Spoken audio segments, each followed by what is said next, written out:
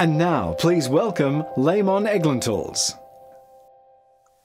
December 20th, 1943. It was only a few days before Christmas, but it was in the midst of a war zone. A man named Charlie Brown, second lieutenant, found himself flying over Nazi Germany. He was a new aircraft commander on his first mission in that role. He was flying what was known as a Boeing B-17 Flying Fortress. It was an American bomber, a bomber to take the action back into Nazi Germany, to be able to bomb the facilities they had in that country. He was just a farm boy from West Virginia. And although he was only 21 years old, he was flying this piece of high-tech equipment on his way into the midst of a terrible war zone and battle. The B-17s took off and they flew in formation as they made their way that they would be going for the day's target. The target was to be an aircraft factory, and they were going to fly to Bremen in Nazi Germany. As Charlie Brown was flying this aircraft up at high altitude, it was so high that they had to rug up with huge amount of coats so they wouldn't be freezing. It was basically like putting yourself inside a thin piece of tin metal and going all the way to the top of Mount Everest. And because of that, they also had to be on oxygen so that they could maintain consciousness at that altitude. Because without a lot of different variances, we really aren't designed to be that high, that fast, for that long. As Charlie Brown was flying the B-17, they were coming into their target. And as they were doing that, there was a huge amount of flak, which is guns blazing up to try to hit them. And when they got to the altitude they would explode. Often they would hit and they'd have shrapnel. As he was flying through there, he actually saw another B-17 in his formation hit and go down in front of him. There was an explosion that was close enough that it actually took out one of their motors. So this 4-engine bomber was now just running on 3 motors, trying to make it to the target. But because of not having that adequate power, the B-17 fell back from the formation. And as it fell back, it became very easy prey for the German fighters. They went up and climbed up to altitude, and then they started an attack. There was 8 aircraft that attacked this B-17 as it was flying through from the front. And then soon there was joined by another 7. And 15 different aircraft had their machine guns blazing through this aircraft, shooting it apart. It was in such a state and a condition that it had its rear rudder that keeps the plane stable half torn off. There was an elevator that is an important control aspect to a plane, and it was torn through as well and half disintegrated. This plane was hardly flying at all. On top of that, the oxygen systems in the plane as well were knocked out, and Charlie Brown, who was flying this B-17, lost consciousness. The B-17 Flying Fortress, as it was called, became almost its own coffin, and it fell out of the sky as it spiraled back down towards the ground. He doesn't really remember exactly what happened, except that he had nightmares of pulling out and seeing buildings rush up before him and flying between trees, as somehow in the lower altitude he was able to breathe in enough oxygen. So instead of being unconscious, he now regained somewhat consciousness so he could try to fly this aircraft again. As they were flying along, they were still flying over enemy territory and at low level now. They flew over a German field. At that field was actually a Luftwaffe aircraft and pilot named Franz Stigler. He was refueling his aircraft. And as he was refueling this aircraft, he saw this B-17 fly past. Franz Stigler was a German ace. He'd already shot down 2 flying fortresses that day, and this one would be his third. He had shot down 22 planes by that stage, and if he'd shot down one more on that day, he would have received the Knight's Cross. It was Germany's highest military award for bravery in combat. So he took off his Messerschmitt and he flew up to chase this B-17 as it was lumbering, trying to make its way back home. He came and he flew and he closed in. And from the rear of the plane, there is a manned gun station so that the plane could defend itself and shoot back at any enemy fighters. As Franz Stigler was flying, he was coming in closer, just waiting for that gun. Because it was in a position that was pointed towards the ground, he could see that the man was not there aiming for him. He thought he'd just close in until at least the gunner picked up the guns and pointed towards him. Then he would take the last steps to shoot down this B-17 and take it out of the sky. It was the fate that was await them that in their last few moments, Charlie Brown and his crew would be killed over Germany. It was an easy question for someone in the military because this bomber had been across their nation. It had been across their country, and it had leased and unloaded tons of bombs that would devastate and kill many on the ground. It was a time for justice to be done. It brings me to the question, when we have this, and it's always in balance, how much do we fight for justice? How much do we have to try to make justice actually happen in our world? How do we deal with the enemies that we have? How do we deal with ourselves when we ourselves perform injustices and we don't act the way that we should be doing? And most of all, how does God deal with us? Because we have been unjust and we haven't done the right thing. The answer really is pretty obvious. If we have, we should face the consequences. And if we have done these actions, it's pretty simple to see the results of that. It brings devastation. For our own lives, we have caused destruction. We have left our work in a mess. We have left our lives in a mess. We've often left our families in a mess. We have left our friends and loved ones in a mess because so often we fail, we fall short. And instead of offering hope or freedom or love, we end up letting the bombs out as such and just causing a mess and causing a devastation that's more destructive than if we didn't do anything at all. And just like happened over so many war raids of history, we leave casualties.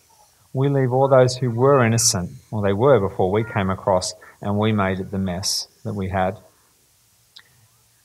And it was an evil regime. We are stuck in this world which is fallen. We are stuck in this world that has been infected with sin and gone the wrong way. How does God deal with us for His kingdom, where we should be? Well, it's fairly easy when you look at it from God's perspective there. Justice demands a solution. Justice demands that something should be done. And just like the lives of so many different soldiers, justice demands that there should be blood for retribution over what's happened. So, what did God do? How did God restore the justice? Well, that was really Jesus' mission when He came down on earth. He had a mission and He had a purpose. And when we look and we sum up Jesus' life, He was there to bring justice on a worldwide scale, to bring justice for everyone who had ever lived. It was time for Him to put an end to an evil regime, for Him to put an end to an ideology and an idea that had caused mass devastation. It was time for Jesus to put an end to sin. So, how would He do that? You see, for justice to be done, There's consequences of sin, and the consequences of war can't just be forgotten. With justice, there had to be a solution. A price had to be paid for the rebellion that had been made. A price had to be paid for all the destruction that had been wrought. So Jesus came, and he did come down to deal, and in an act of justice. He didn't pay for the lives, blood for one rebel, where rebels had to die. He actually changed and put a different perspective on justice, not just killing all the enemy soldiers. His perspective on justice was really this, that the whole world had sinned and gone astray. So the justice of that was the whole world had to pay. Well, for you and me, its consequences aren't too good when we look at that. But how was justice to be done? Justice was that the creator of the world, who created it, who made all of it, would pay the price. And he would pay the ultimate price for justice, so that justice would be done for the world, for God, for the whole universe to see. That the one who created and was worth all the world would also pay the price for all the world. And so that's what Jesus did. He came down here to be that sacrifice. And the one that had created, the one who had done everything, the one who was worth more than this world or a million other worlds or the whole universe as its creator, he came to shed his blood. He came to pay for justice so that we never would have to pay for justice. And it was by his own death, Jesus' own sacrifice, by Jesus giving and putting his own blood to cover the whole world, that justice was finally done. Justice was paid, not now as I look around in 2015 when I see the political situation of the world or there's a new law or decree that comes through. Justice was paid far before that. It was paid 2,000 years ago because Jesus, he paid and he gave justice for the whole world. That is true justice. But it wasn't just justice that Jesus came down for. He came down to act more than justly, because the wages of our sin is death.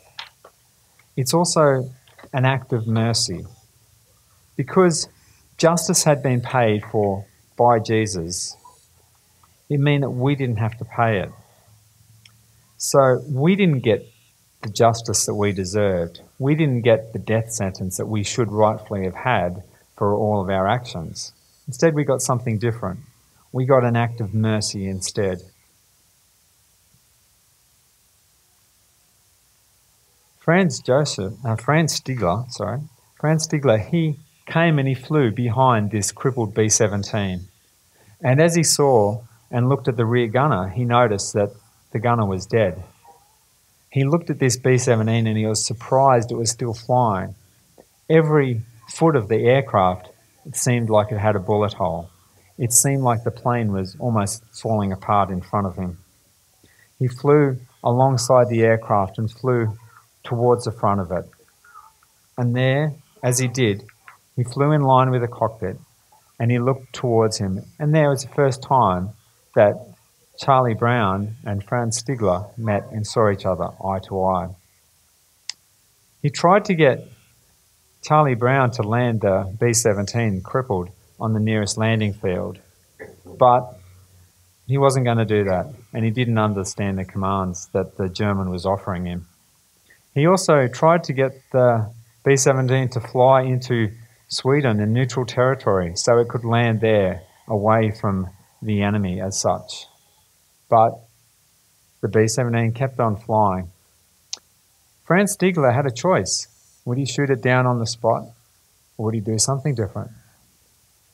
He looked and he saw this frightened, scared crew flying their crippled bomber back towards its base. And he was reminded of his brother, who had also been a pilot in World War II for the Germans. And his brother had died in a battle. And as he saw and he realised, he thought he couldn't shoot down this crippled crew who was struggling to survive, and he couldn't even fight back. So what he did instead was he flew his aircraft in formation so that no other Germans would attack him at the time. They saw that his aircraft was there. And he also wouldn't be shot from anti-aircraft fire. He flew Charlie Brown and escorted him out of the foreign territory until he was able to make it out towards sea. And then he turned back home for his base.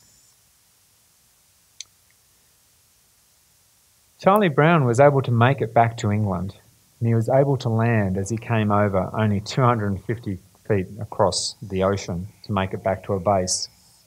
As he was there, they unloaded the casualties, they unloaded the crew, most of who survived, except for the one gunner. And they debriefed and talked about the mission. And the one thing that Charlie Brown couldn't stop talking about was not how many enemy aircraft came after him and shot him. He couldn't stop talking about this one German pilot who saved him, who let him live. And as they were pulling out and departing for different ways for return home airports, this German officer saluted him and wished him the best as he farewelled. Charlie Brown just couldn't stop talking about what had happened that day. But it was quite different for Franz Stigler. As Franz Stigler flew back to his base, he realised he couldn't tell anybody what had happened. He couldn't tell the officers at the base that he'd just let an enemy combatant go. He'd let a bomber that had been trying to destroy his own country go back and land safely. So he kept it quiet, and he never mentioned again the actions of that day.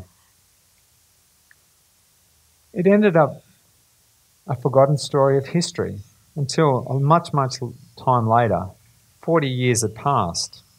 And in those 40 years, there was reunited meetings with some of the American military officers. And someone asked Charlie Brown, "Have you got any good stories to tell?"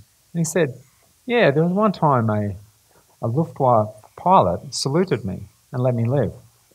And he made him realise that he knew nothing more about that than that event in history. It was an unknown German pilot. So he thought he would try to find and try to contact this German pilot who had saved him that day. They went and looked through war records, but neither side from Germany or America had any details of the pilot and who it might have been.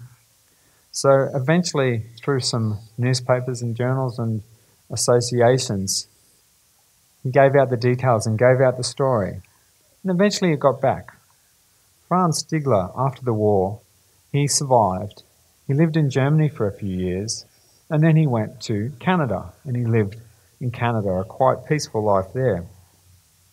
And many years later, the two of them decided that they would reunite and they would meet each other again. So they did. These former enemies, these former people who had been on different sides of combat, one of them who could have easily killed the other, they met 40 years later. They became like brothers. They became like really good friends.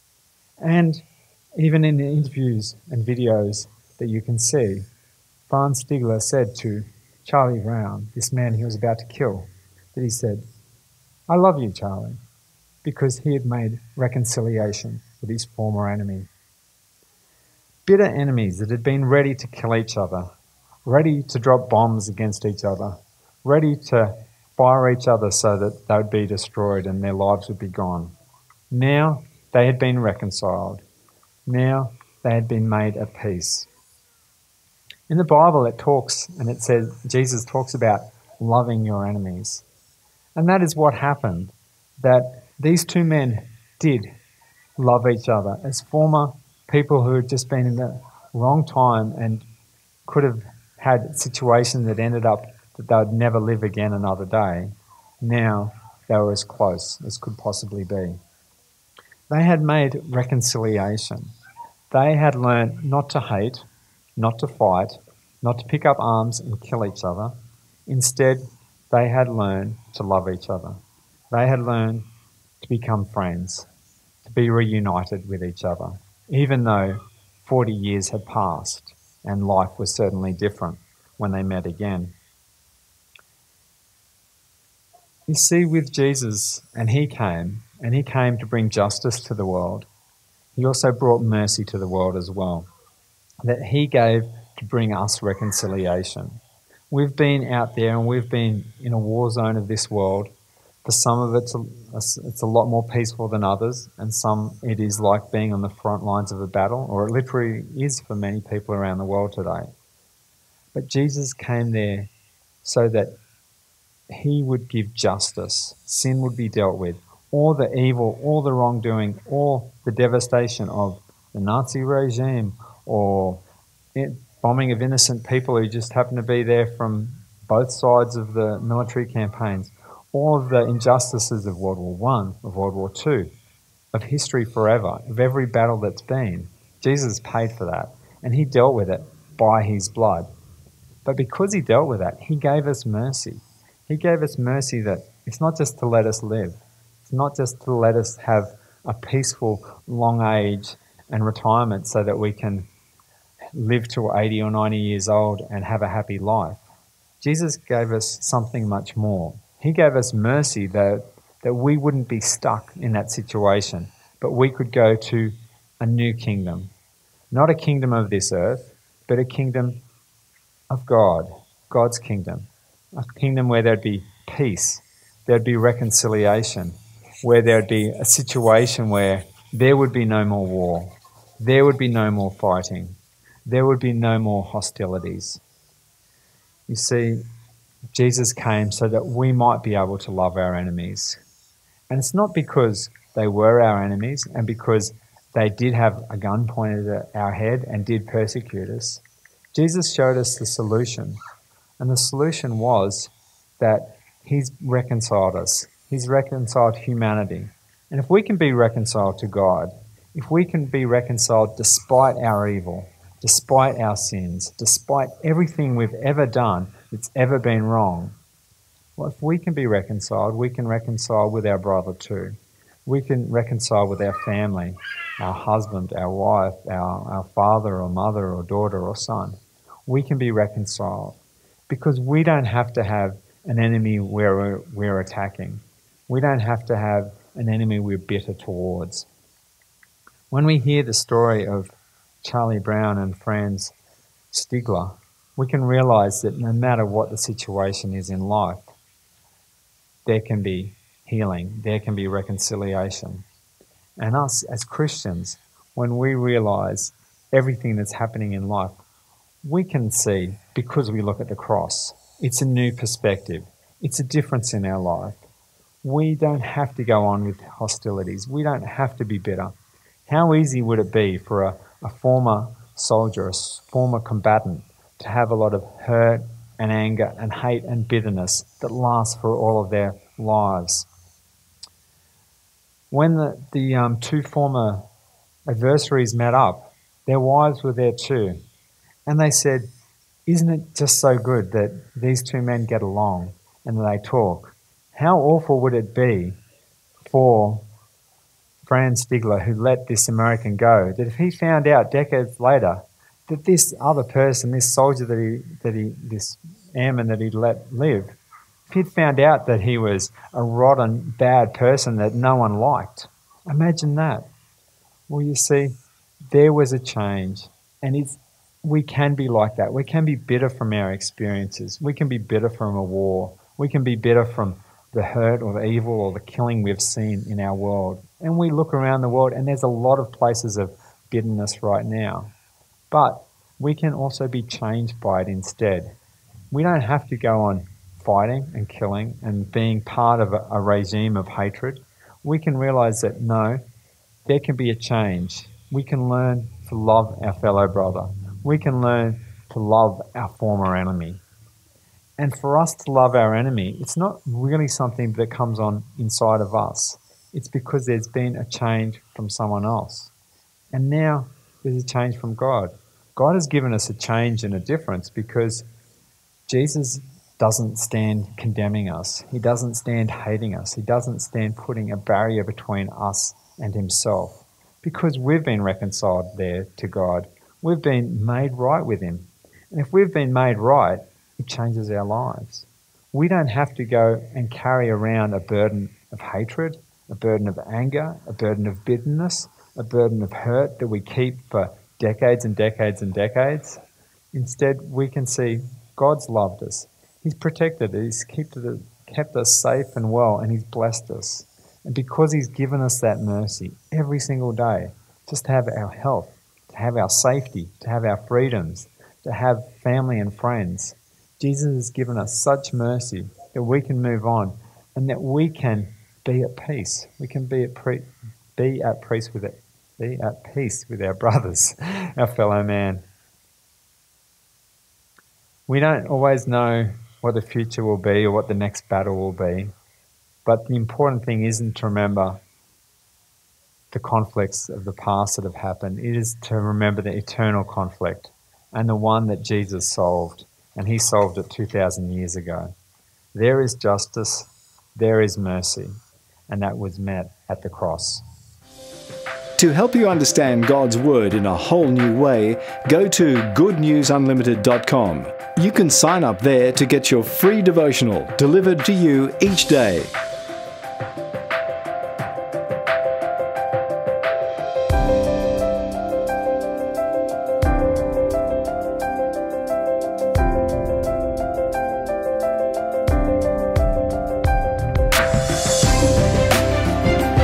This program has been paid for by the partners and friends of Good News Unlimited. Word spreads fast.